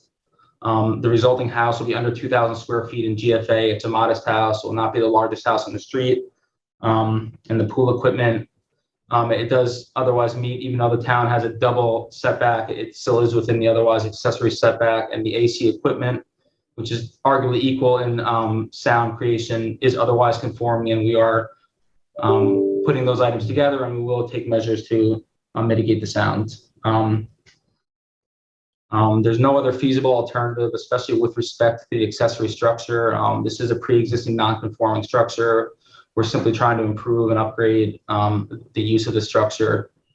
Any other alternative would not be feasible or practical for the applicant. There will be no environmental or adverse impact. If anything, this will make the community better, as we are removing a conventional septic system and installing an IA septic system. These are not self-created in the fact that this lot in and of itself is undersized with zoning, and we're not proposing this accessory structure. This is something that's pre-existing non-conforming that we're just looking to modify. As stated, this is our client's primary residence. He went above and beyond notifying all the neighbors, opening up their door to them to see the plans, to have a full, clear understanding and make sure everyone sees what they're trying to do, and that they do have a true respect for the community, and that they are trying to do the best they can to conform to zoning. And I know at least one neighbor has submitted a letter in support of this application to the board. But we will open up to any questions, and I can walk you through the plans as well. Okay. All right. Just real quick here, though. Yeah. We had 2 letters submitted. We had one from the neighbor to the south, okay, on McGurk Street, and then we had a letter submitted by the neighbor that sits behind the applicant on a, I would say, a private road, but a long flag light behind it. One is in favor, one is in opposition. Okay. Just and I did not. I'm assuming the neighbor in the rear was in opposition. Yes, sir. Okay, I did not see that letter, so I cannot speak to the contents of it. But Pam can get it off to you. Okay. Yeah, it's on our website too. Okay, great. All right, so here's the existing site plan. So this is the existing accessory structure. This is where we're proposing a pool. It meets the required double setbacks for an accessory structure.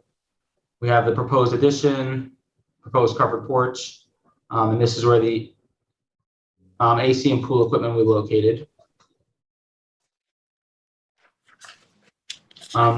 These are the existing elevations of the structure, both the main dwelling and the pool house.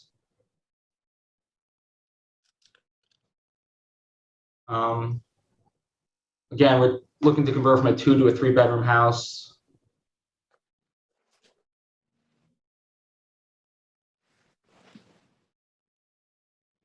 So elevations of the property, so you can get an idea of what we're proposing.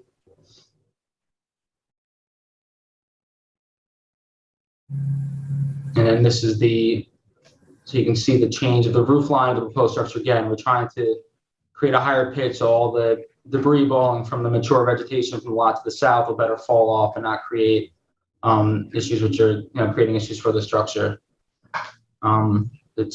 The layout is generally in line with that as approved in 1995. Still have the storage areas.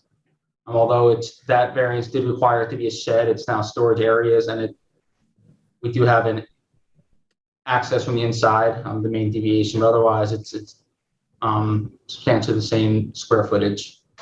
And then this is the landscaping plan. And as you can see, We're proposing significant screening around the perimeter property, specifically with respect to the pool equipment and AC equipment, so to alleviate any impact this may have to the neighbor to the north.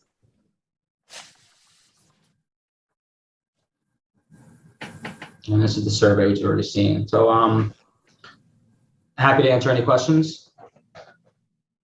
I have a question.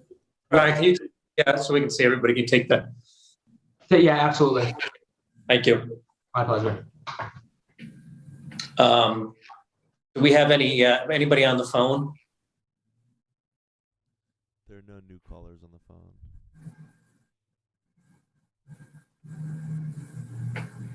We have nobody on the phone from the outside calling in?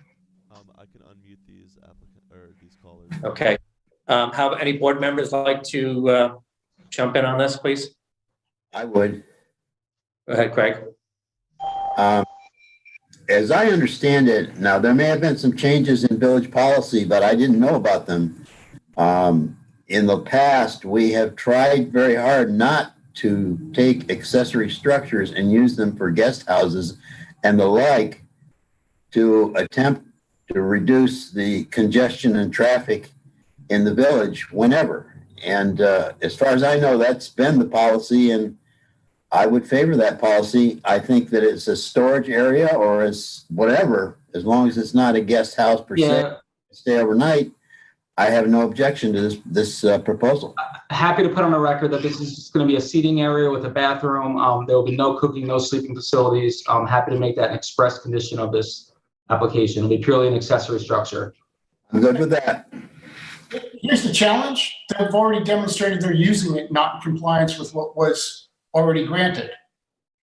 You know, so a representation going forwards means nothing. You can tell what their intention is. They have a bed in there. Yeah, we did, Tom Priata is the building inspector. Tom, just fill us in what you saw when you went out there. Yeah, sure. I was asked to go out to 35 McGurk, at which time Mr. Thomas, gracefully let me look at the accessory structure, and there was indeed a bed, made up with linens inside the accessory structure. That was on Tuesday.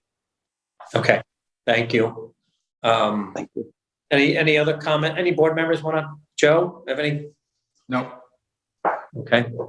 One caller on the line. Some other comments. We have a caller on the line. Yes, I'll unmute them. Yep. Caller ending with 0867. You're on the line. Yep. Good afternoon. Please state your name and address.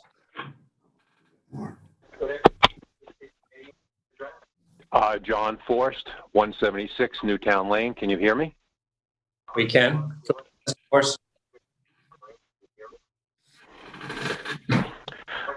Okay. I have a very strong objection to this application as far as the shed is concerned. Or I shouldn't say shed. I should say guest house looking to be turned into a pool house. I'd like everybody to be aware that this is literally less than 1 foot off of my property line. And it already has created an additional noise factor that I had never had before.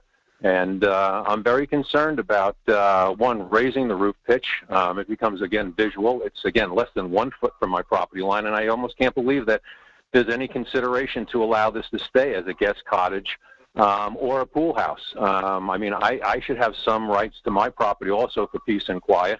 I'm not looking to have them not be able to improve their property and utilize it to their fullest extent. But this was something from Walter Bobby that was a special exception because he had a tiny little house and he needed a place to work. Well, in the town of East Hampton, when it no longer is an artist studio, it goes back to its original state, which is a shed. And that's what I'm proposing. It should go back to a shed. There should be nobody who be allowed to be utilizing that space. And if they want to have a pool house, that pool house should be moved and conform to current zoning, so it's the proper distances off. They're doing a tremendous improvement to this property, not only to the house, but the entire property. removing septics and everything else. This is a shed that's very, very old. They're talking about putting in nano doors that require steel reinforcement. So at this point, why aren't we trying to get this property to conform to zoning as best it can? Because like I said, it's at one point it was shed, was very quiet. It was a writer studio, was very quiet. It's already not quiet right now by virtue of people being able to stay in the house, as I read on my porch, which is literally right on that side of the house. Sometimes I turn around to think that somebody's in my backyard, and that's I guess not. It's just somebody talking on the other side of the fence. And that other side of the fence, as I said, is 1 foot away from my property. And there's more than enough room to have a pool house put on this property, and reduce the size of the swimming pool and slide it up so it's 10 feet off of the side yard, 10 feet off of the rear yard. As I said, there's a tremendous improvement being done on this, so why not get it back into zoning? And to raise the roof, literally, again, along my property line, it's like, how much infringement should I be taking at this point on this project when it does not and should not be there in the first place? So hopefully the board will see that it's, I don't know how these think that they could create a guest cottage right on the property line, and saying that it should be, the shed should be eliminated if they want to continue to increase things on their property. I mean, they're cramming every possible thing they can on an 8,700 square foot lot.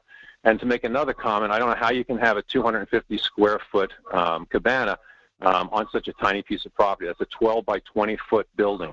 And this shed is oversized in addition.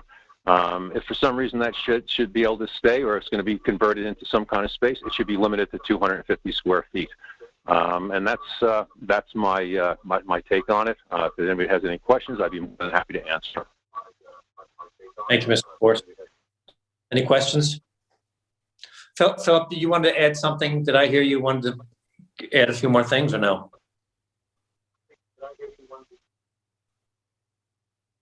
Phil. You're muted, Phil. Sorry, I was muted. The alleged difficulty is self-created. They purchased a 2-bedroom home on a very small lot. The village code calls for an updated CO when purchasing, which the applicant chose to disregard. If this was coming to us today as a pool house, we would not approve it 1 foot off the property line, nor would we approve it at the size that it currently is. The variance request is substantial to expand, alter, and raise the height of the writer's studio. It's clearly being used in an improper fashion, as indicated by the pictures and as discussed by the building inspector. This would absolutely change the character of the neighborhood. The lot is small, and all the variances requested together, not just the writer's studio, but all of them requested together would change the character of the neighborhood. And again, it's self-created. They were aware they were buying a 2-bedroom house that could not be expanded past that GFA. So those are my comments. Andy? I don't really have any comments. I mean, I don't really like the application as is, and I would not approve it. Okay. Yeah, and I personally don't think it's fair to put your pool equipment in the setbacks if you don't have to. I mean, you could always put them behind the house. Some more observations. You don't have any patios or walkways built into this, at least in the back. So, I don't want to assume that you're coming back for that, but I'm totally against the application. I think it needs to be,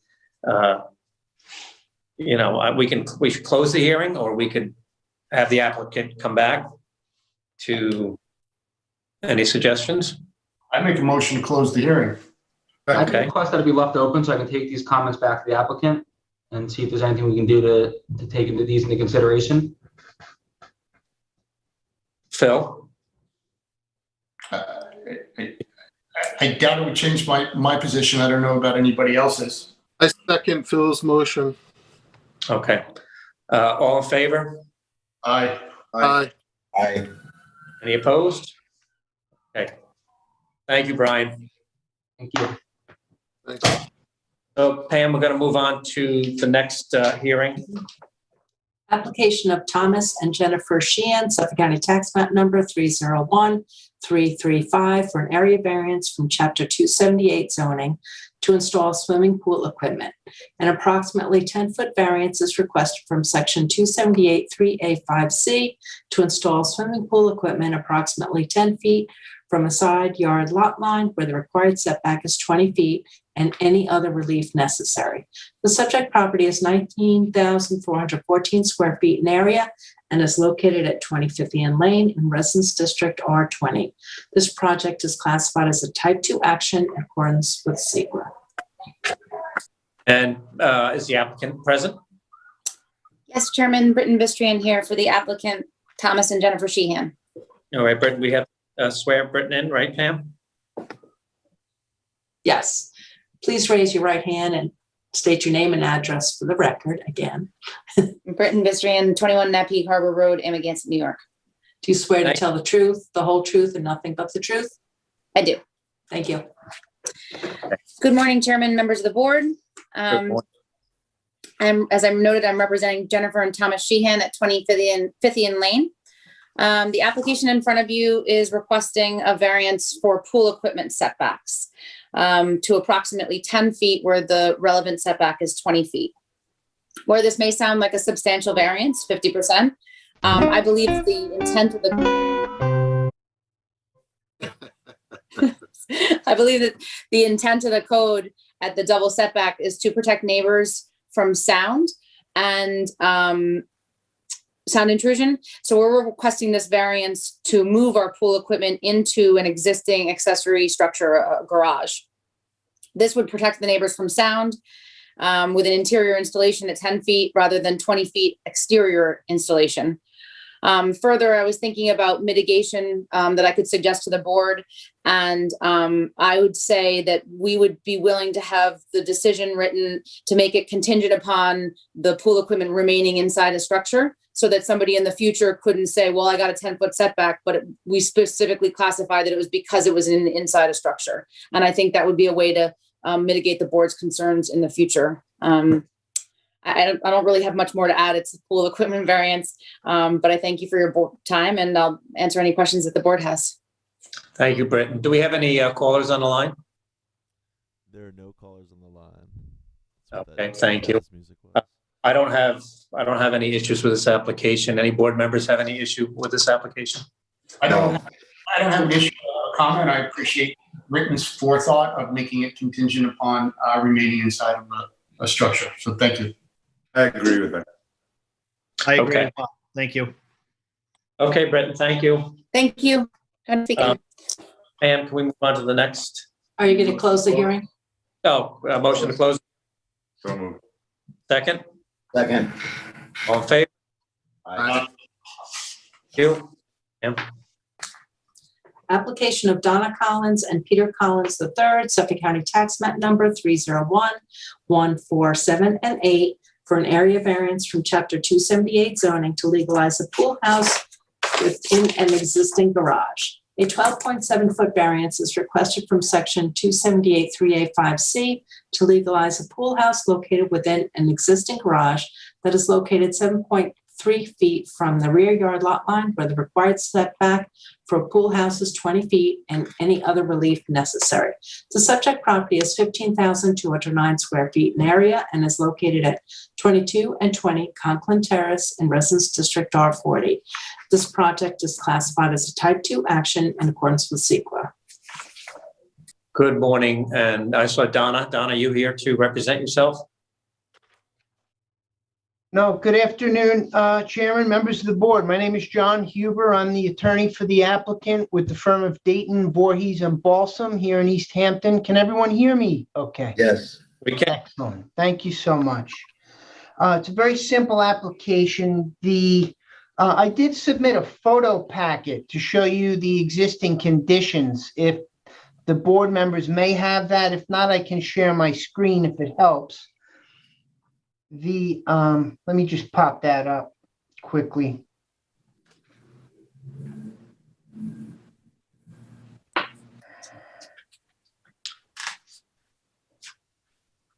We all have it in our package. Oh, you John. do? Okay, excellent. I'm sorry. So basically the garage portion of that, where the garage door is located, that was built back in 1955 and received a certificate of occupancy. The applicants purchased the property in 1974 and have owned it since. Sometime around 1985, they added the little bit of a lean-to. It appears like a lean-to extension where the sliding glass door is. It's a modest home on Conklin Terrace, basically consistent with the other homes in the neighborhood. Further toward the end, it's a cul-de-sac. There are some more extravagant homes that have been built recently, but this home is in keeping with the neighborhood as it has existed for many, many years. The family was growing during the time that the applicants lived there, and Mr. Collins was an electrician prior to his retirement, and he used this area for an office space. And they recently, in 2019, had submitted an application to renovate the kitchen in the home. And during the inspection for an occupancy certificate to close out for the whole property, the issue of this space came up. Inspector Jehoda notified the applicants that they needed to legalize it. So that really sums it up. We're asking for the board to approve it as a pool house. There is a powder room. I'm sorry, was there a question? No, okay. As indicated on the plans prepared by Bruce Siska, architect, it's of modest area. The garage itself is 292 square feet, and this area that we asked for approval, there's a powder room in the back. It has a sink and a toilet. The square footage on that powder room is 47 square feet. The storage area that comprises the rest of the balance of the space is 114 square feet for a total of 161 square feet. There is a solid partition wall between the pool house area and the garage itself, and the garage is used for vehicular parking and storage. I'd be happy to answer any questions that you may have.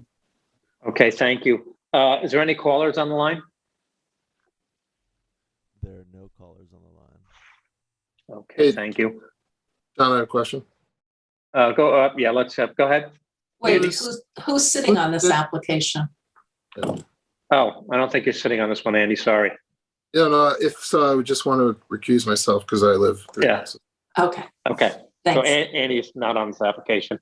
Just wanted So Pam, why don't you just indicate which board members so we don't have any confusion?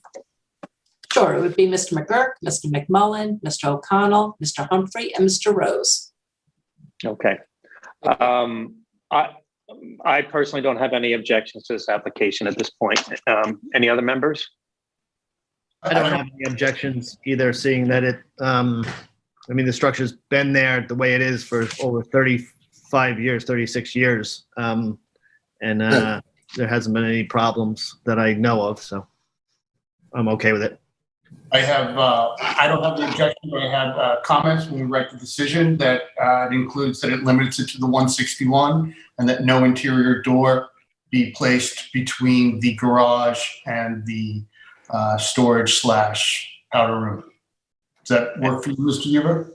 Yes, sir. Thank you. It's an excellent suggestion. We agree. By the way, I did submit in support of the application an affidavit from Mr. Collins, and he confirmed some of the underlying facts that I referenced in my presentation, which does include that is a solid partition wall. And that's also included on Mr. Siska's plan.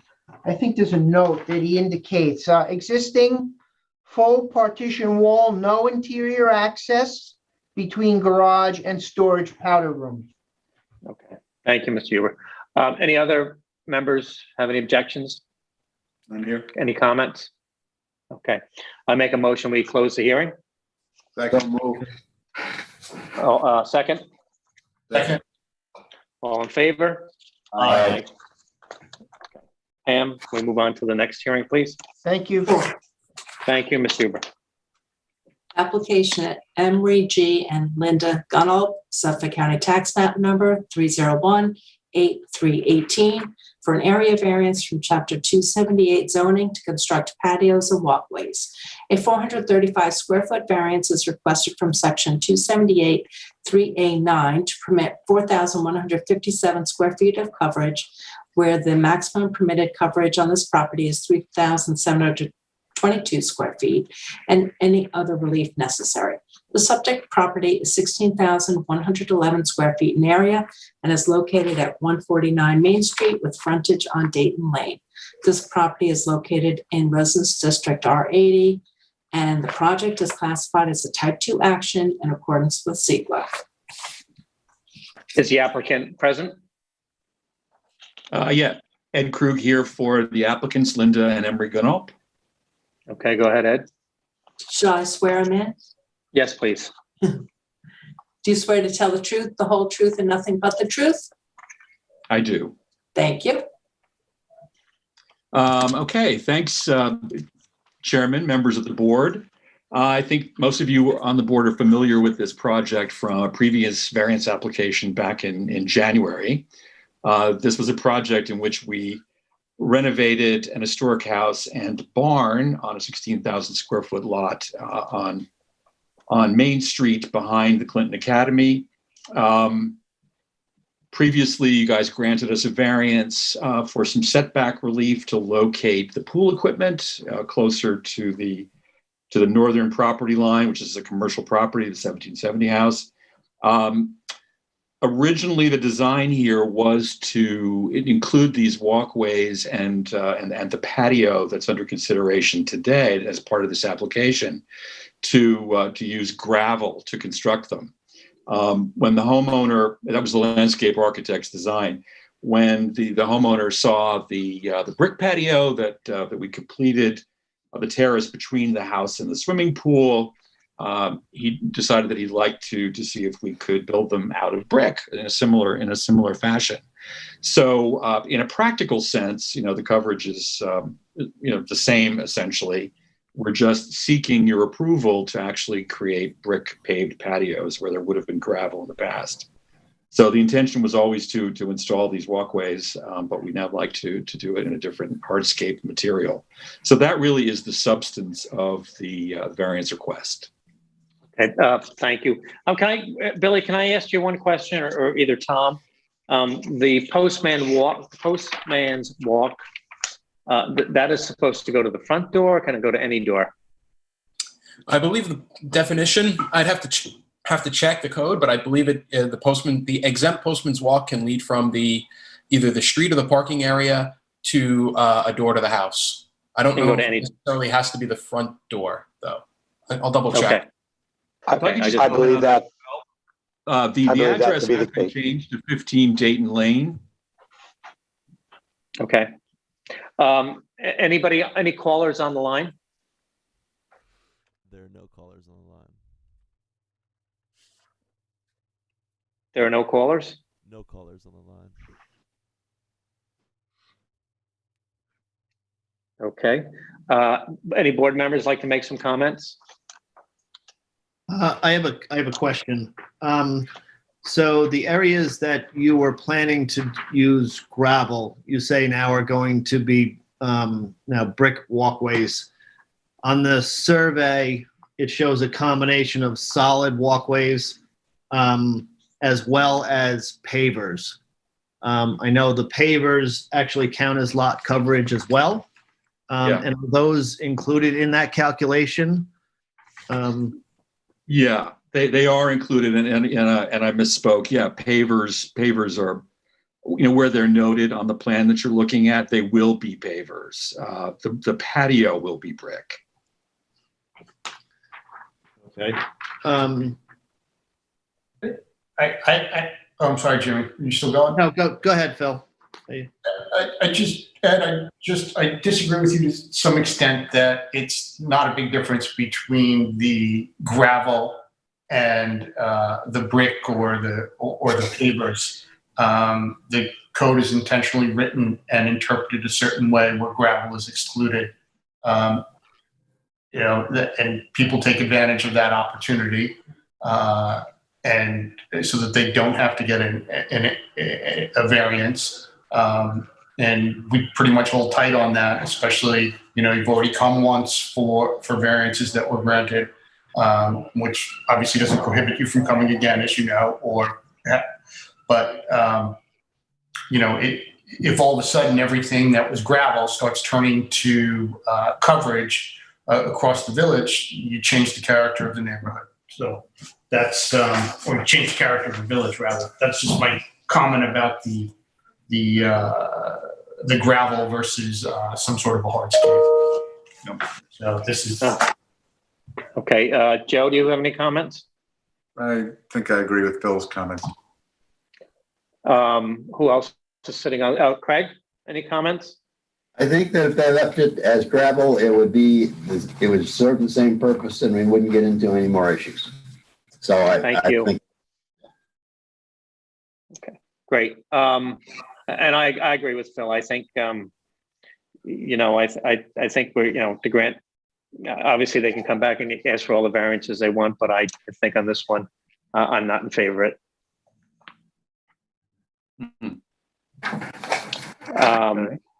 So I guess we'll have a motion to close the hearing. Close. Do we have a second? Second. All in favor? Okay, all in favor? Aye. Okay, thank you.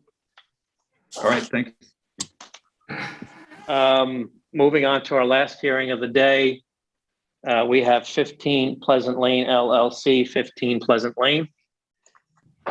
Application of 15 Pleasant Lane LLC, Suffolk County Tax Map Number 301-2213.3 for area variances from Chapter 278 zoning to construct a single-family residence, swimming pool, and pool equipment. A 440 square foot variance is requested from Section 278-3A13 to permit a residence to contain 2,130 square feet of gross floor area, where the maximum permitted gross floor area is 1,690 square feet. A 6.9 foot variance is requested from Section 278-3A5C to construct a swimming pool 13.1 feet from the rear yard lot line, where the required setback is 20 feet. 2 14-foot variances are requested from Section 278-3A5C to construct swimming pool equipment 6 feet from the rear yard lot line and 6 feet from the side yard lot line, where the required setbacks are 20 feet, and any other relief necessary. The subject property is 6,897 square feet in area and is located at 15 Pleasant Lane in Residence District R40. This project is classified as a Type 2 action in accordance with SEQA. Is the applicant present? I am, Brian. And I have to swear you in, Brian. Please raise your right hand and state your name and address for the record. Brian Stanis, 15 Pleasant Lane. Do you swear to tell the truth, the whole truth, and nothing but the truth? I do. Thank you. Go ahead, Brian, please. Thank you. Hi, all. Everyone can hear me clearly, right? Yes. We can. Perfect. So I'm here before you today, obviously applying for this list of variances here. I'm going to kind of go through them in order as they were read and address them as we go. Obviously, does everyone have a copy of the survey and plans in their packets? Yes. We do. Okay, perfect. I'm not the best with sharing things, so I just figured I'd ask. So the first variance we're looking for is the GFA variance, looking to construct the house at 2,130 square feet, where the permitted is 1,689 square feet. We were looking for this basically, keeping in character with other projects that have been on the street in recent years, just to give the house a little bit more of a livable space. Again, there were 2 other houses in the area that are of relative size, one of which is 17 Pleasant Lane next door. That house was also given a GFA variance of, I believe it was about the same, as about 400 square feet. They went to 2,408 square feet, where they allowed was 1,850. in constructing the new residence, as you can see on the survey, we are actually going to be pulling the entire house to conform within all setbacks, both front, side, and rear. So we will be pulling the house back to the 25.5-foot mark. Also going on with the new construction will be the removal of the failing current septic system, which is in the rear yard. The new septic system will be in the front yard. It will be a hydro action IA system, which will obviously help with the groundwater pollution. Before I move on, was there any questions on that, or do we just try to go through all of them and wait till the end? Yep, you should just go through all of them and then we'll comment, I think, at the end. Absolutely. The second, obviously, was the pool setback in the rear of the house. I don't know if everyone had a chance to make it out to the property, but the rear of the property backs up to an industrial area. Obviously now 3 Railroad Avenue. Part of this, the rear of this property actually has a cement building that is about a foot off the property line. And the rest of it is all parking where cars are parked up against the fence. We were seeking the variance to have the pool slightly further away from the house. And we were looking for this also. Next door at 17 Pleasant Lane, I should say, they got an identical variance with a identical situation to the rear. So we were looking for the same relief there. The side setbacks for the pool, as you see with the odd shape of the property, it was kind of an unavoidable feat there. So we were just looking to basically squeeze that size pool in that small area there. The biggest variance, I would say, would probably be the pool equipment. In exploring different areas on the property where I thought that it would be the best, I figured this location, closest to the industrial area, obviously that's the most noise producing in this area, being that Pleasant Lane backs it. I figured that if we put the pool equipment back there, and then obviously enclosed in soundproofing, it would not be an issue. Again, that's looking for about a 5.5-foot, I'm sorry, not a 5.5-foot, 14-foot variance on either side there in that location. I think that is all. I'd like to answer any questions. Let's, do we have any callers on the line? There are no callers on the line. Okay, thank you. Thanks, Brian. Does anybody want to take us out on this? I Go ahead, Go Craig. ahead. Me? Yeah, go ahead, Craig. Yep. Brian, if you double the side setbacks for the pool, there's residents on both sides of that property. Correct.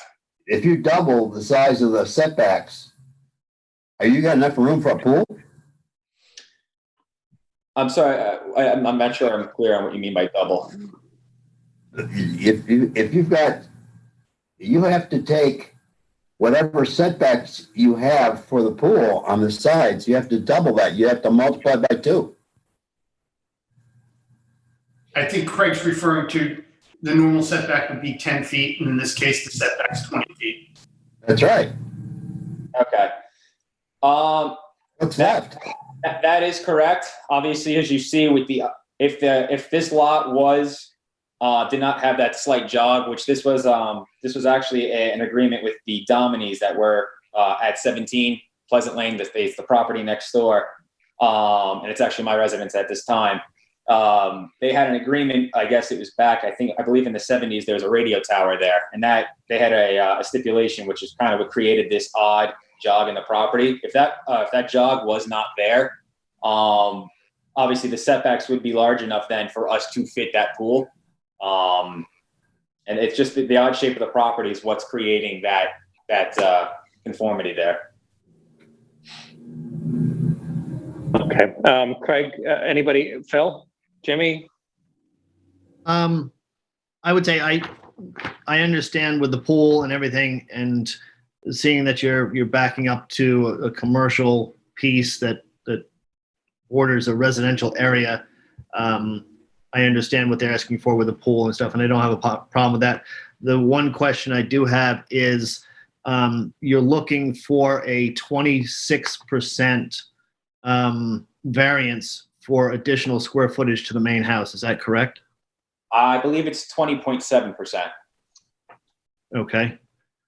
As far as that is correct. Yeah.